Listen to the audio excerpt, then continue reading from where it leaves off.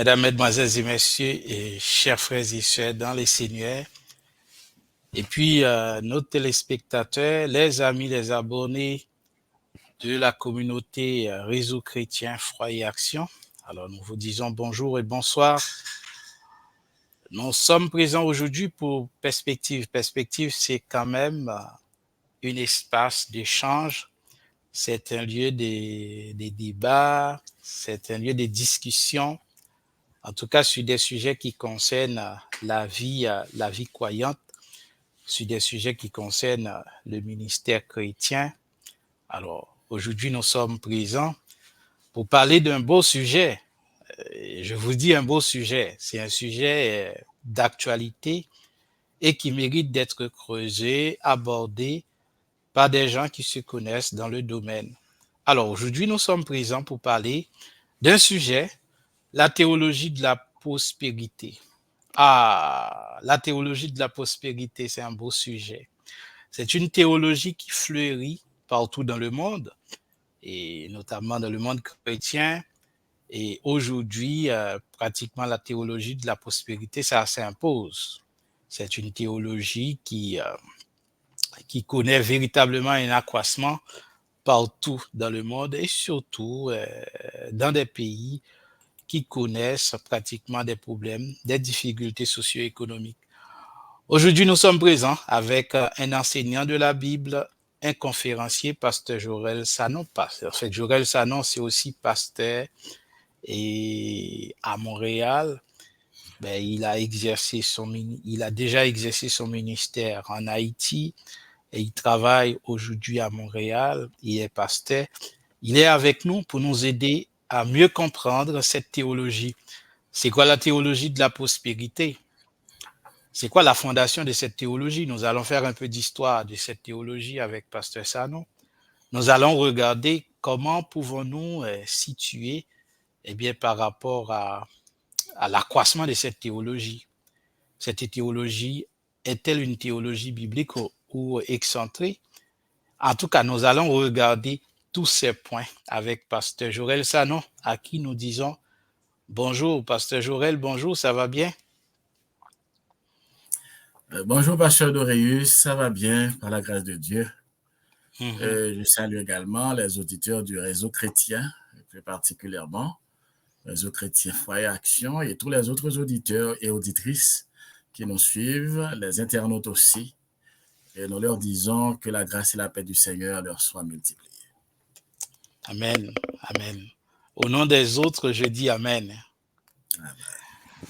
Bon, Pasteur Sanon, et quand on parle de théologie de la prospérité, qu'est-ce qui vient premièrement à l'esprit?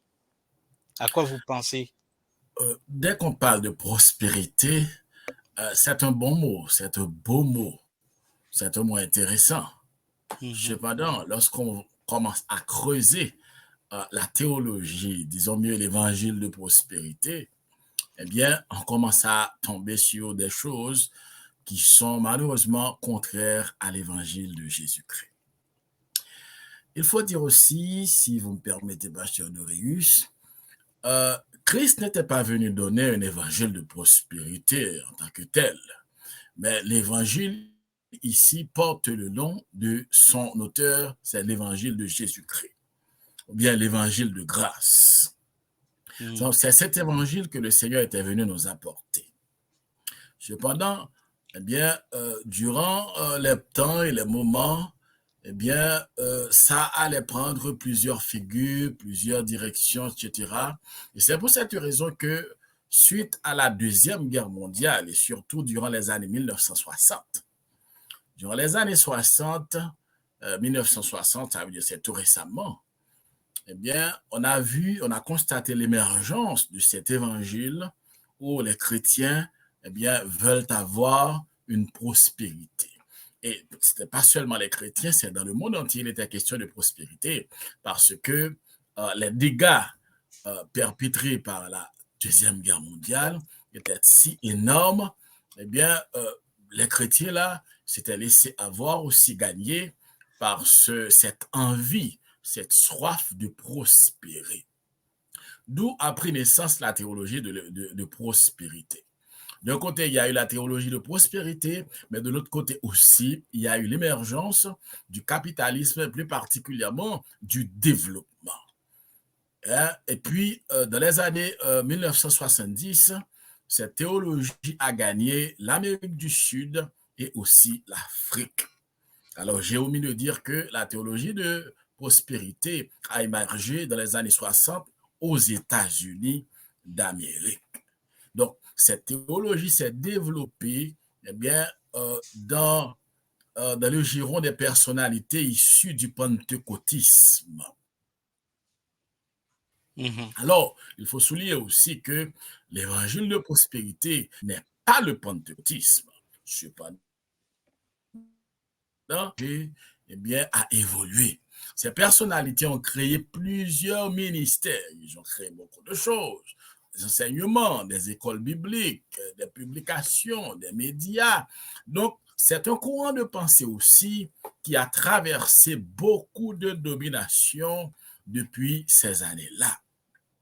Cependant, il faut dire aussi que le courant de prospérité met surtout l'accent sur des aspirations matérialisme, disons, d'une frange du christianisme occidental. Et c'est là qu'on va considérer que, eh bien, le chrétien, une fois sauvé, ce chrétien, eh bien, doit bénéficier d'autre chose. Si nous voulons citer quelques noms, quelques auteurs qui ont participé à l'émergence de cet évangile, de cette théologie, dite évangile, théologie de prospérité. Il y a eu Kenneth Hagin de Rhéma biblique. Il y a eu également Kenneth et Gloria Copeland de Fourth West. Il y a eu aussi Robert Tilton. Il y a également Joel Osteen de l'église Lakewood Church à Houston. Il y a plusieurs autres. Il y a Creflo au dollar qui a créé CD.Ministries. Donc, ce sont des auteurs, il y a d'autres aussi, eh bien, qui ont participé, qui ont contribué à l'émergence de cette théologie qui est la théologie de prospérité. Merci, Pasteur Joël, pour ce bon retour, cette perspective historique qui nous aide à comprendre un peu le cheminement de cette théologie. C'est une théologie qui, comme tu l'as dit, qui a pris naissance aux États-Unis, surtout dans le milieu pentecôtiste. Mais c'est quoi le rapport entre... pourquoi c'est dans le pentecôtisme, selon toi? Parce que quand on sait qu'il y a quand même pas mal d'autres courants ou bien pas mal de milieux croyants, et au regard de cette théologie, la théologie de la prospérité, et au regard de la théologie prêchée au niveau du pentecôtisme, c'est quoi le lien? Il faut dire aussi que le milieu, la doctrine pentecôtiste, c'est une doctrine qui a fait école, et qui est très influente. Et durant ces années-là, le courant pentecôtisme a gagné fortement les États-Unis. Pour ne pas oublier ce grand réveil qu'il y a eu dans les années 1910 avec William Seymour, où la puissance du Saint-Esprit avait gagné les États-Unis. Et c'est là qu'on a souligné qu'a pris naissance le pentecôtisme moderne aussi. Donc, avec, je dirais, l'évolution du pentecôtisme, parce que ce courant est très puissant aussi, ça a gagné beaucoup d'églises et ça a gagné beaucoup le milieu populaire.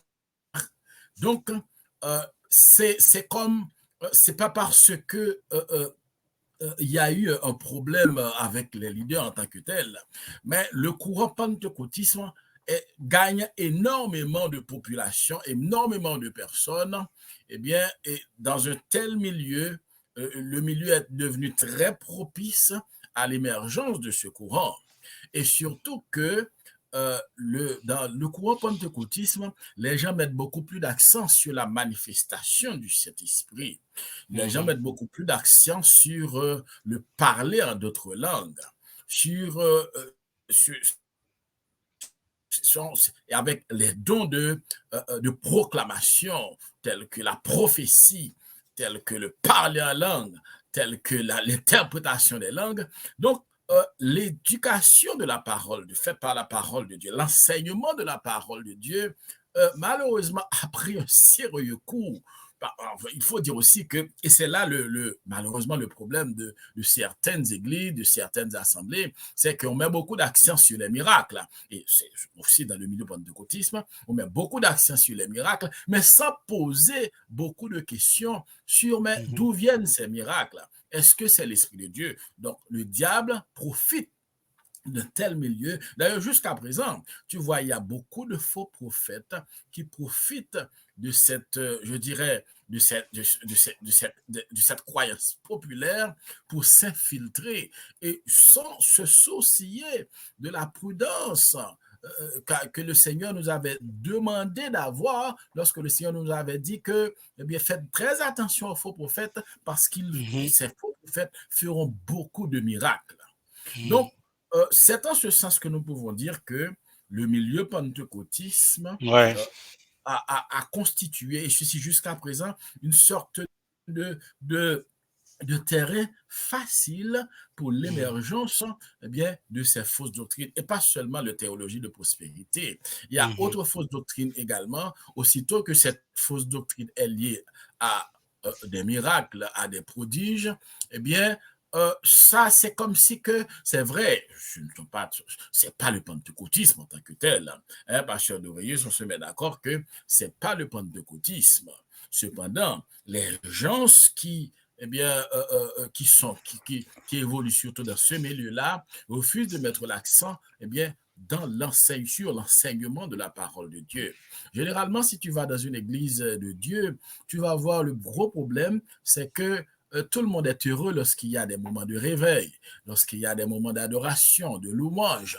Mais si tu veux connaître vraiment le peuple qui adore ici, viens participer à une séance d'études bibliques, tu ne vas plus reconnaître l'église. Tu vas demander où se trouve cette assemblée, où est cette église, où sont les membres. Les membres refusent de venir assister à des séances d'études bibliques pour connaître la parole de Dieu. Et cela fait qu'on est devenu des voies faciles à tout vent de doctrine, à tout vent contraire, parce que ce qui doit nous constituer, je dirais, le noyau, la force même, l'étendard de notre foi, c'est la parole de Dieu. D'ailleurs, la parole de Dieu nous dit, l'apôtre Paul a dit dans l'Épître aux Hébreux, la foi vient de ce qu'on entend et ce qu'on entend vient de la parole de Dieu. La foi est une ferme assurance et une démonstration de celle qu'on ne voit pas. Donc, si on n'a pas la parole de Dieu, notre foi, quelque puissante, quelque profonde qu'elle fût, est branlante, quel que soit le vent de doctrine. Non seulement on ne peut pas le combattre, mais on ne peut pas résister. Amen. Amen. Ah, mais c'est très bien, pasteur. Et merci parce que toi, tu es un pasteur pentecôtiste. Et je dirais plus évangélique. Oui, alors il faut dire, oui, j'avais oublié de dire ça aussi, que moi, je suis un pasteur pentecôtiste. Je suis formé par le pentecôtiste et je suis fier de l'admettre et de le dire.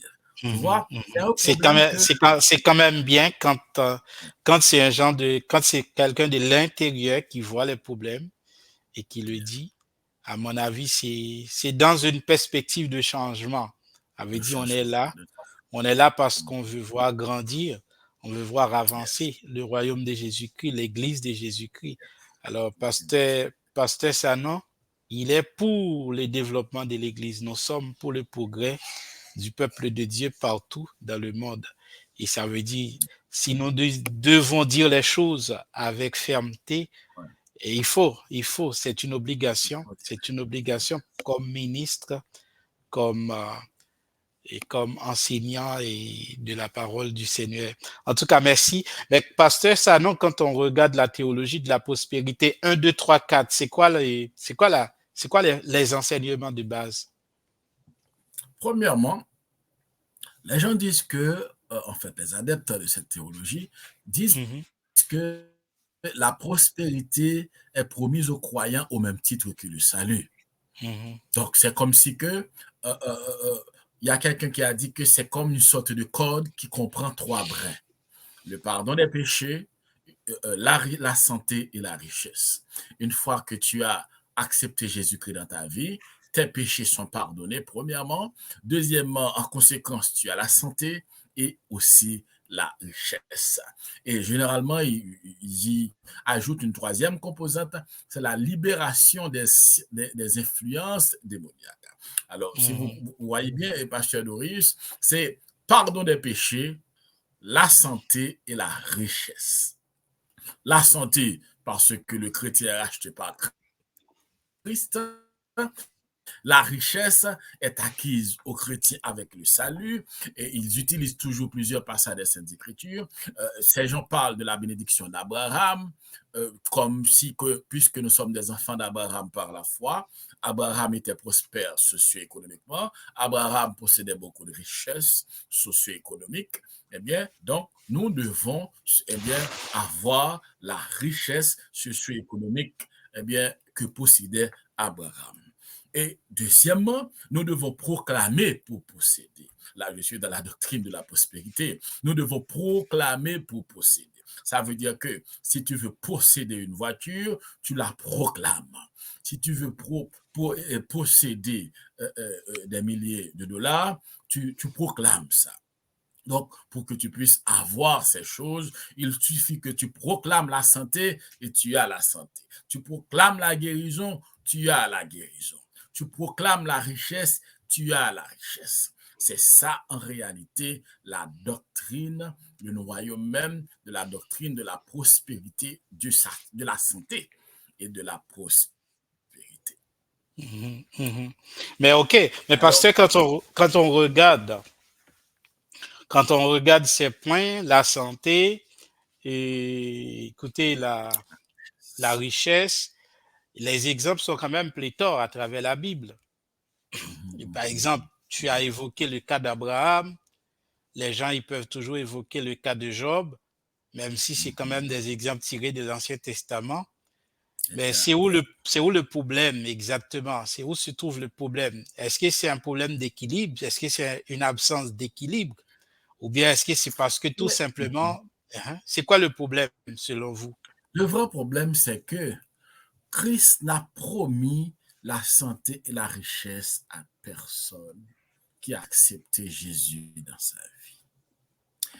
C'est vrai, le Seigneur n'est pas contre la santé, n'est pas contre que le chrétien jouisse d'une bonne santé, que le chrétien possède la richesse socio-économique. L'Évangile n'est pas contre tout cela. Cependant, ce n'est pas ça le but de l'Évangile. Le but de l'Évangile, c'est le salut éternel en Jésus-Christ. Le Seigneur intervient pour te guérir de ta maladie selon sa sainte volonté. C'est pour te montrer sa toute puissance. C'est pour te donner un exemple de son amour, de sa toute puissance. Les miracles ne sont pas l'évangile de Jésus-Christ. Les miracles sont des signes montrant la supériorité de la parole de Dieu, la supériorité de la puissance de Dieu. Donc, tu es malade, tu vas auprès du Seigneur, le Seigneur peut te guérir. Le Seigneur peut te décider aussi de ne pas te guérir de ta maladie. Et ça ne veut pas dire que le Seigneur n'est plus ton Seigneur. Tu peux avoir besoin d'une somme d'argent, alors que le Seigneur peut te donner cette somme d'argent, ou bien le Seigneur peut décider de ne pas te donner cette somme d'argent, ou bien le Seigneur peut décider de te donner autre chose que cette somme d'argent.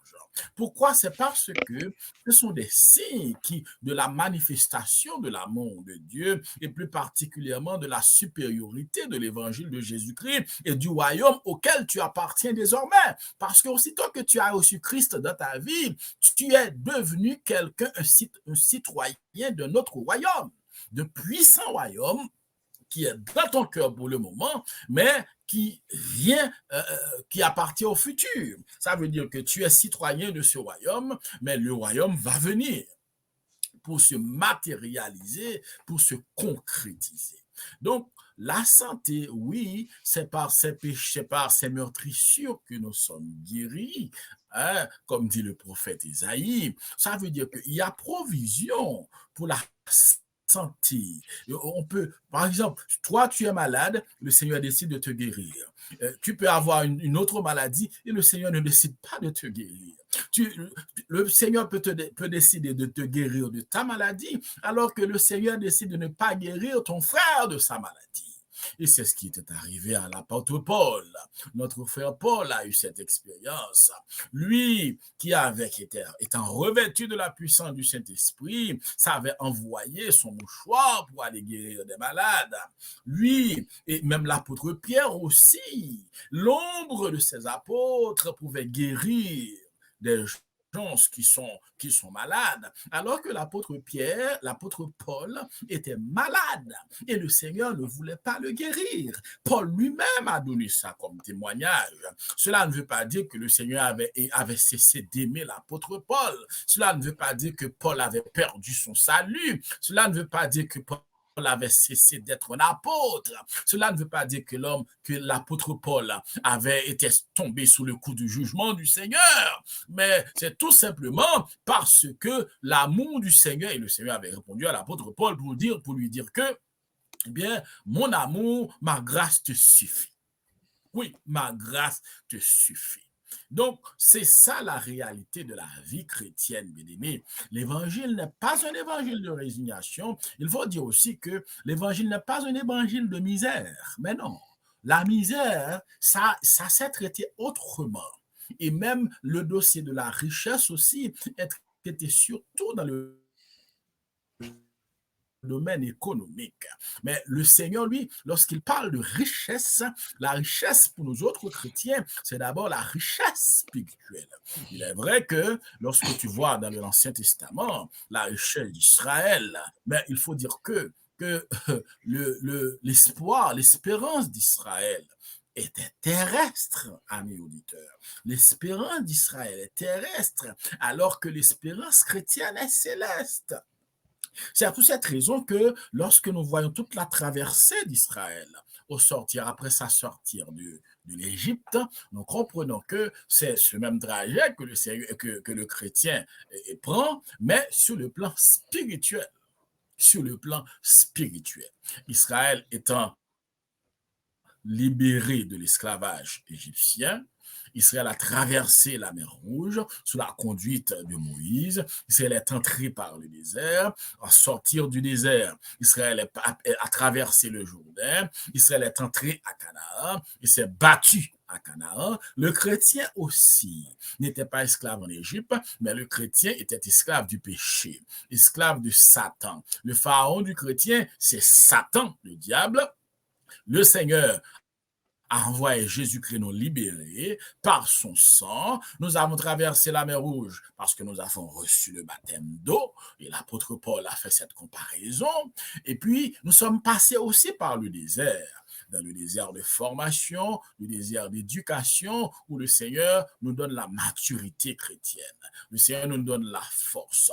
Nous entrons aussi à Canaan. De la même façon qu'Israël combattait à Canaan, nous combattons aussi.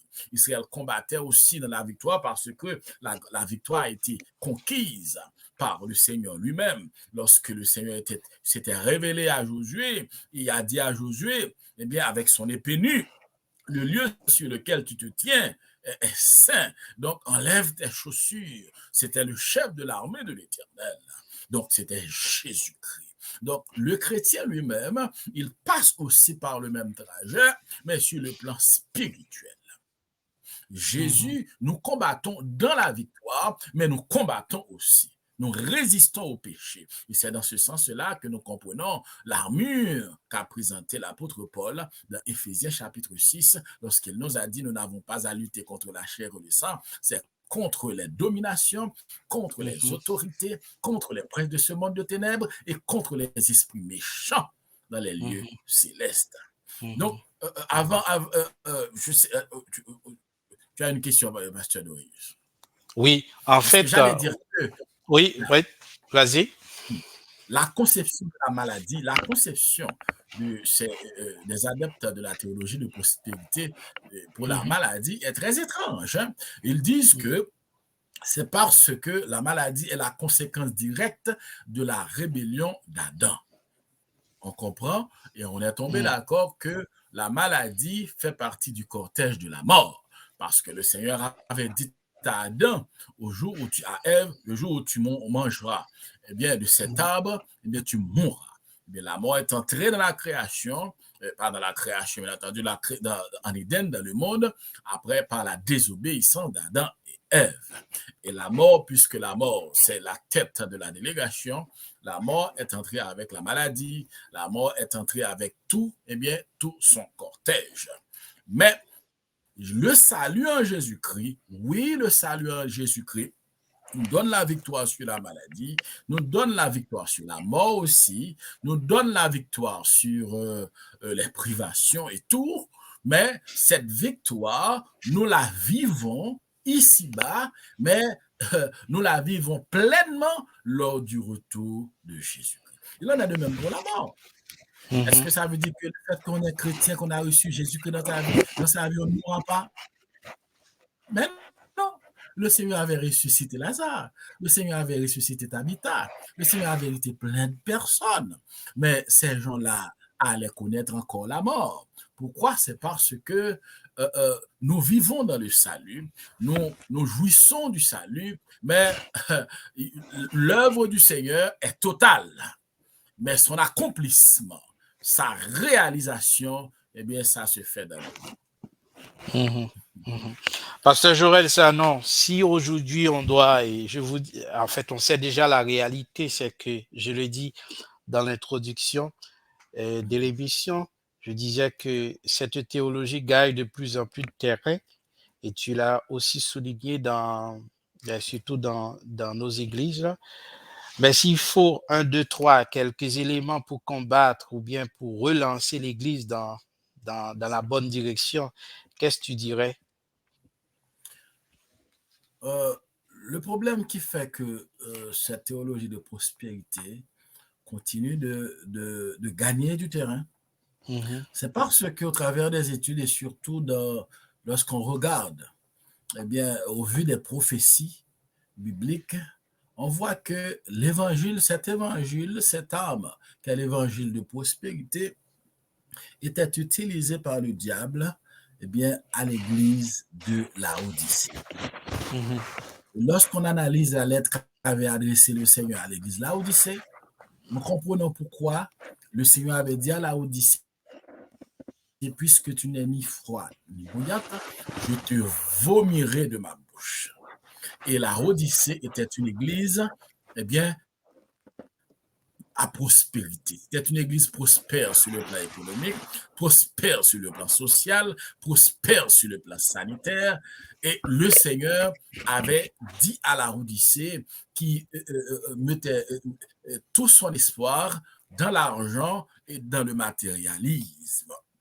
Eh bien, le Seigneur avait dit à la Laodicée, puisque tu n'es ni foi ni mort, je te vomirai de ma bouche. Eh bien, c'est l'œuvre du diable parce que l'évangile de prospérité est un faux évangile. Ce que vous devez savoir, mes chers amis, ce que vous devez comprendre, c'est que l'évangile de prospérité est un faux évangile bien préparé par le diable. C'est un poison violent que le monde des ténèbres a envoyé au sein de nos églises, au sein de nos assemblées, afin de nous refroidir davantage, afin de tiédir le peuple de Dieu pour qu'on se laisse gagner par le matérialisme. Parce que lorsque tu regardes comment le monde fonctionne, le monde gît au pouvoir du matérialisme. Le monde gît au pouvoir de Satan. N'oubliez pas ce que le Seigneur avait dit. Le Seigneur avait dit que au jour du Seigneur, les hommes les hommes diront, mangeons et buvons. Eh bien, car demain nous mourrons. Les hommes mettent l'accent sur, eh bien, le mariage, le voyage, tout ce qui est matériel. Et lorsque tu jettes encore un autre regard sur le déroulement, eh bien, le train que va ce monde, eh bien, tu vas voir que ce monde-là continue de dépérir, n'a aucun respect pour la vie humaine, n'a aucun respect pour les vertus même pour le sens même, l'humanité. Et ce monde nous dit que l'humanité, mettre l'accent sur l'humanité, sur l'humanisme, mais lorsqu'on regarde le vrai humanisme de ce monde, est matériel. Le monde n'est pas vraiment humaniste. Ce monde de Satan, dirigé par Satan, mais met surtout l'accent sur le côté matériel. Partout, on tue pour de l'argent, on fait n'importe quoi pour de l'argent, l'homosexualité pour de l'argent, la prostitution pour de l'argent. Partout, on tue pour de l'argent, on fait toutes sortes de saletés pour de l'argent. Donc, la seule force capable d'endiguer le mal, de faire échec au pouvoir de Satan, c'est l'Église de Jésus-Christ. Eh bien, Satan, qu'est-ce qu'il fait? Il nous injecte ce poison violent qu'est le faux évangile de santé et de prospérité. Donc, amis auditeurs, réveille-toi, réveille-toi, réveille-toi. C'est pas mauvais de travailler. Le Seigneur nous invite à travailler. Le Seigneur nous enjoint à travailler pour vivre, à aller à l'école, à aller apprendre des choses, à travailler. Le Seigneur nous enjoint à faire, eh bien, je dirais, à faire de l'économie. Cependant, le Seigneur ne veut pas que nous mettions toute notre force sur l'argent. Le Seigneur ne veut pas que l'argent occupe la première place de notre vie. Ce qui doit occuper la première place de notre vie, c'est la vie éternelle. C'est Jésus-Christ et Jésus-Christ seul. Alors, si ce faux évangile de prospérité est en train de gagner du terrain, c'est parce que tu vois également que les faux prophètes sont en augmentation.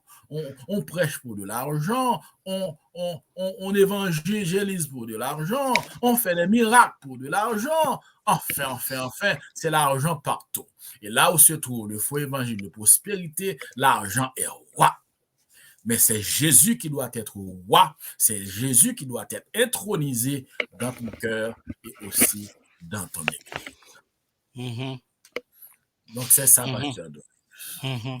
Amen. Bon, mais oui, et merci, pasteur Sanon, pour ce fructueux exposé, cet exposé si riche, si dense, si fluide, et bien sûr la question de la théologie de la prospérité. Je pense que nos téléspectateurs, nos auditeurs qui sont de partout, c'est sûr qu'ils ont reçu une lumière, une grande lumière à propos de cette théologie. Alors, c'est ça le but même de ces échanges, c'est de contribuer, c'est de voir grandir, c'est de participer aussi à la formation des leaders, des chrétiens, et faire en sorte que les chrétiens soient beaucoup plus matures. Nous sommes là pour l'éducation chrétienne et l'éducation de qualité. En fait, le changement, nous croyons que l'éducation doit être à la base de ce changement visé là. C'est pas par la prédication, parce que, écoutez, l'évangile est quand même pas mal proclamé partout dans le monde. Et c'est pas du haut de la chair. Ça prend quand même un travail beaucoup plus en profondeur. Et c'est ce que nous sommes en train de faire aujourd'hui. Nous essayons de gratter, nous essayons de creuser davantage et ce qui règne dans nos vies, dans nos communautés, pour dire est-ce que c'est conforme par rapport, eh bien, à l'idéal chrétien, à la morale chrétienne. Et c'est bien, et quand nous regardons ces choses, et de l'intérieur, nous voyons, parfois c'est beau, c'est agréable, c'est attrayant, mais pourtant, eh bien, en les questionnant, vous allez observer qu'il y a plein de choses, c'est quand même des choses qui sont tout à fait contraires. En tout cas, c'était une superbe communication avec pasteur Sanon sur la théologie de la prospérité. Je vous ai dit, et mes amis, les téléspectateurs, les abonnés, ou bien si vous n'êtes pas encore abonné de la chaîne, YouTube du réseau chrétien, je vous invite à le faire. Et c'est une façon de contribuer au développement de ce ministère. C'est aussi une façon de participer à votre propre formation parce que nous ne faisons qu'inviter des gens qui sont capables de nous aider à comprendre les sujets, les thématiques. C'est quand même, ça va être pour votre bien, ça va être pour le bien de toute la communauté chrétienne. N'hésitez pas à vous aborder, invite d'autres gens à faire pareil. Ça va nous aider à faire grandir la communauté pour la gloire et pour la cause du Seigneur dans le monde. Pasteur Sanon, si vous avez un dernier mot, c'est quoi exactement? Le dernier mot serait réveillez-vous avant qu'il ne soit trop tard. Parce que c'est vrai que ça va avec une vitesse extraordinaire. Le Seigneur ne laissera pas impuni ceux-là qui, eh bien, je dirais, proclament de fausses informations au sein de la Odyssée. Puisque tu n'es ni froid ni bouillant, je te vomirai de ma bouche. Ça veut dire que le Seigneur n'accepte pas n'importe quelle adoration, n'importe quelle louange, n'importe quelle assemblée. Mais non, le Seigneur n'accepte pas ça. Le Seigneur, eh bien, quel que soit ce que nous lui offrons, eh bien, ça doit respecter ses principes et ses critères. L'évangile de Jésus-Christ, comme tu as dit, Pasteur Dorius, il faut de l'équilibre. Et l'équilibre, le Seigneur nous l'avait donné. Le Seigneur nous l'a dit. Vous cherchez premièrement le royaume de Dieu et sa justice, et toutes les autres choses nous seront données par-dessus. Avec le Seigneur, on est riche. Avec le Seigneur, on est riche, et toutes les autres sont des reliquats. Et c'est ce que le Seigneur veut nous apprendre, et c'est de cette façon que nous pourrons vraiment briller dans ce monde avec une lumière qui vient de Dieu. Merci beaucoup. Merci à tout le monde. Et tous les gens qui ont suivi ou bien qui vont nous suivre via l'Internet, nous vous disons merci et disons à tantôt pour un prochain exposé au réseau chrétien. Bye bye tout le monde. Bye bye Pasteur Sanon. Bye bye Pasteur Dorius.